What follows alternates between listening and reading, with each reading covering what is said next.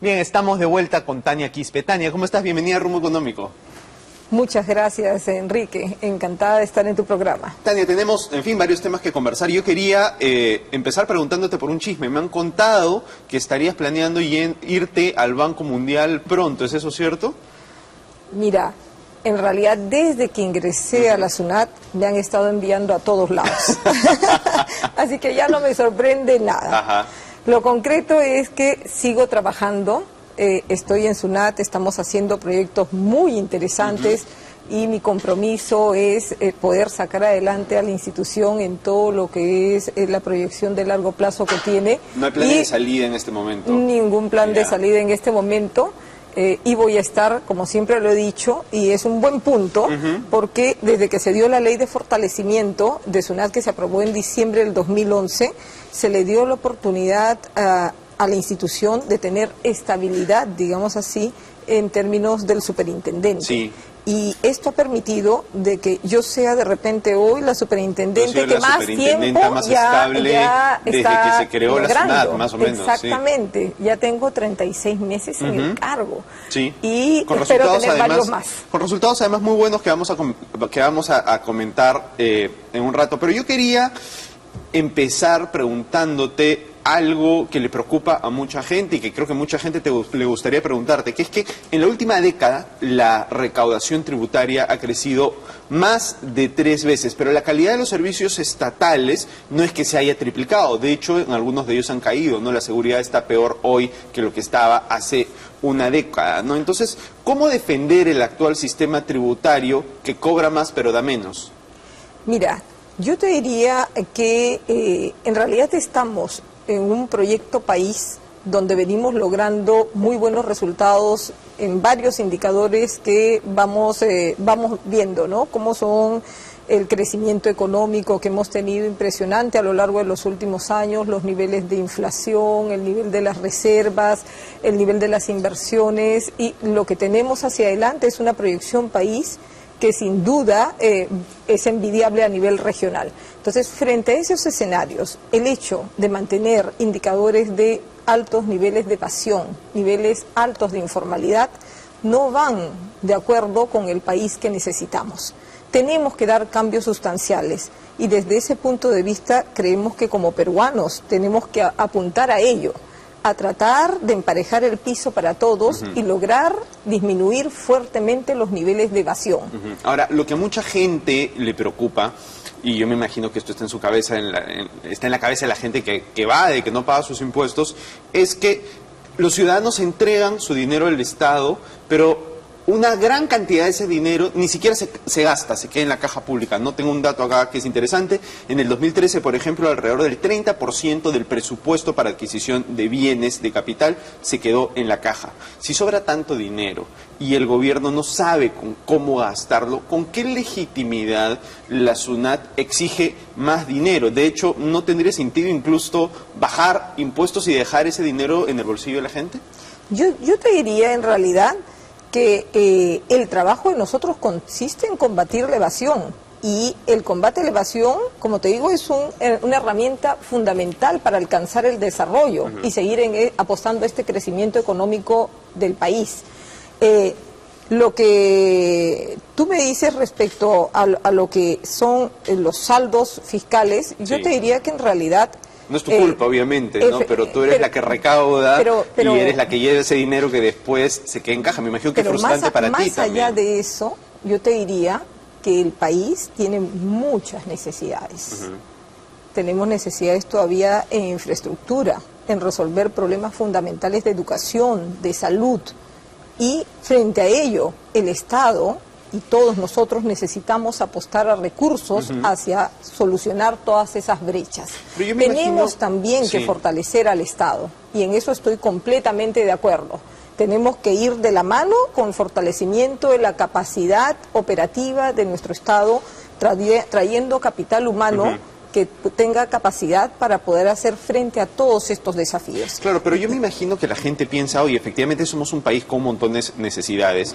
Las personas deben pensar, yo tengo necesidad de comprar más comida, de pagarle una mejor educación y mejor salud a mis hijos, entonces yo tengo tantas necesidades que mejor déjenme todo este dinero que no gastan en las manos, bájenme los impuestos y déjenme más oxígeno, vivir más tranquilo. Pero yo te diría, cuando hacemos eso, de repente estamos dejando de poder educar a una serie de niños que no tienen ni siquiera esa capacidad. Pero no, porque ese dinero no se gasta. De hecho, en el caso del capital del presupuesto para adquisición de bienes de capital del Ministerio de Educación el año pasado, solamente se gastó el 40 y pico %. Entonces, no es cierto que se necesite más dinero, porque el dinero que ya se tiene no se gasta. Mira, yo creo que cualquier cambio estructural que se quiera hacer en el Estado tiene que ser pensado y tiene que ser planificado con objetivos de largo plazo. Entonces, si queremos hacer un cambio estructural en la política tributaria, tiene que ser con planes, ¿no?, respecto a qué se quiere lograr. Y si queremos hacer un cambio estructural en la forma de gasto, también tiene que ser pensado en el país que queremos tener. Entonces, el hecho de decir, porque no gasto, en realidad no contribuyo, me parece que es solo ahondar nuestra pobreza. Entonces, lo que tenemos que hacer es cambiar por completo de chip y tratar de mirar como país qué necesitamos, qué queremos y qué objetivos proponemos. Y en ese sentido impulsar, digamos así, el cambio a nivel de varios parámetros. Los niveles de evasión que tienen que disminuir sí o sí si queremos hacer un cambio de chip en nuestro país. Y por otro lado, seguro, un Estado que se tiene que fortalecer.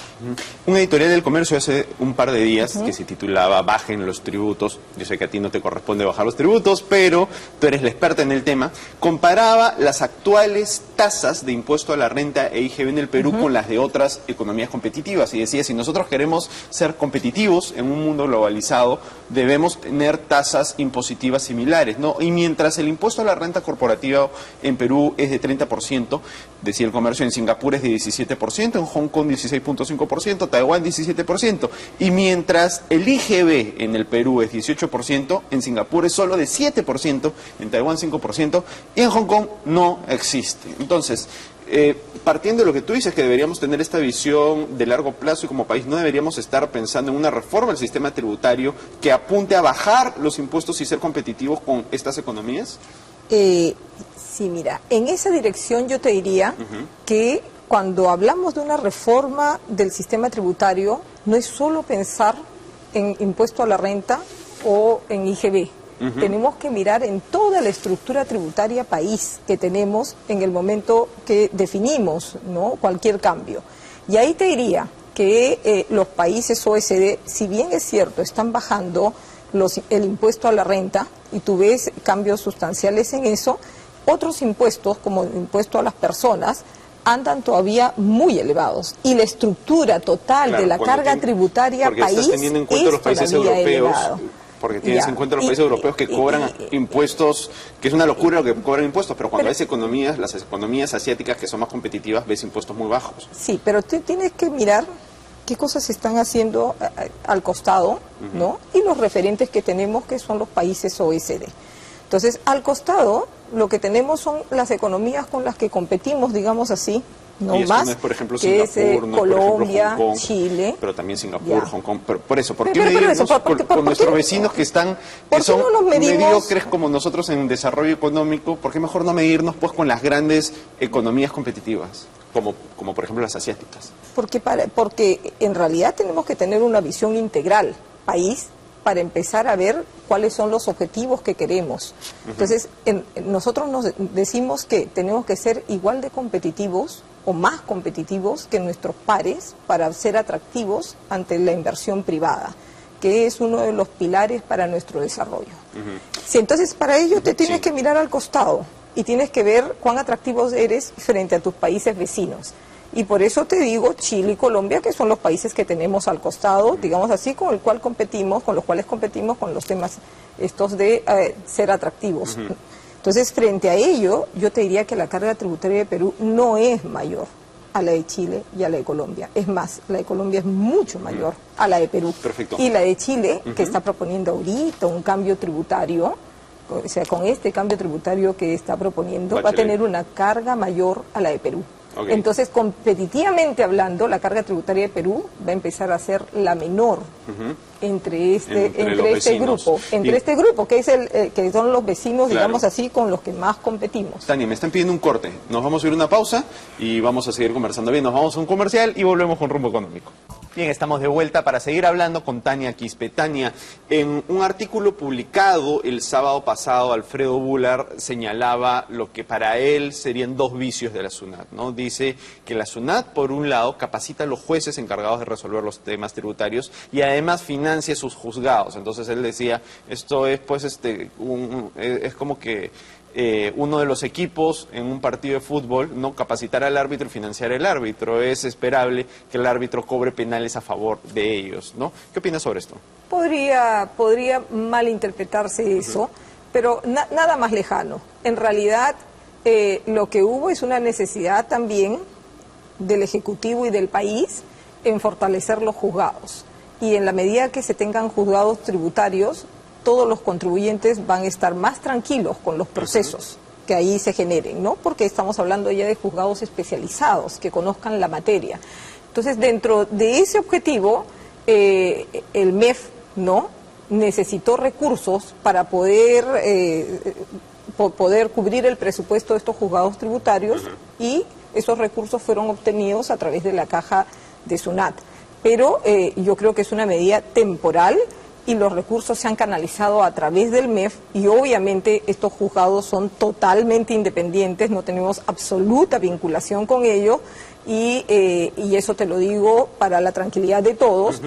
Creemos que esto tiene que ser así, ¿no? Eso es respetar las instituciones y creer en el orden jurídico y para los siguientes años el MEF tiene que ser el que solvente todos estos juzgados tributarios, porque esta medida ha sido una medida coyuntural, ¿no?, para poder hacer frente a esto y para tener esos juzgados tributarios con la brevedad, en la brevedad posible, ¿no? Porque, digamos, imagínate que tú eres, a ti te denuncian penalmente por lo que sea, te inventan algo, asesinato, ¿ya?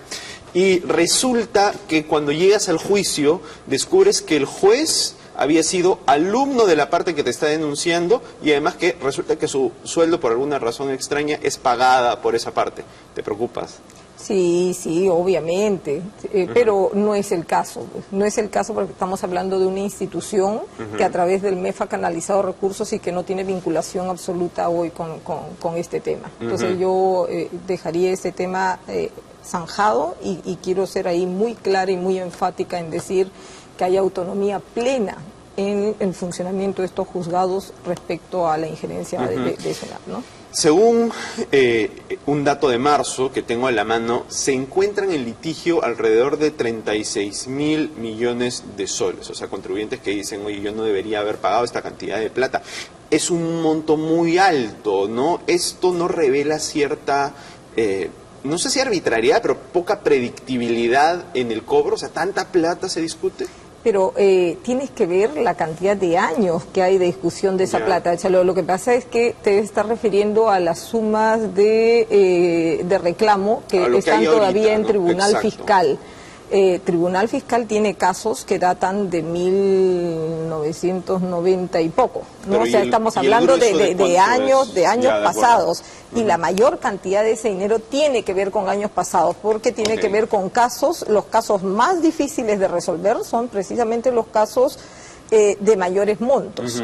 Y entonces estos casos han sido atendidos con muchos más años, digamos así. Y se han quedado ahí y se han ido quedando, y son los que ahora tienen que ver con buena parte de esos 36.000 millones que dices, ¿no? Tania, hay una de las cosas que se ha logrado en tu gestión. Y más bien, perdona que te corte, pero ahí me parece bien interesante comentarte que más bien lo que hemos hecho desde que empecé la gestión es facilitar mucho la comunicación con el contribuyente para cambiar la forma de fiscalización.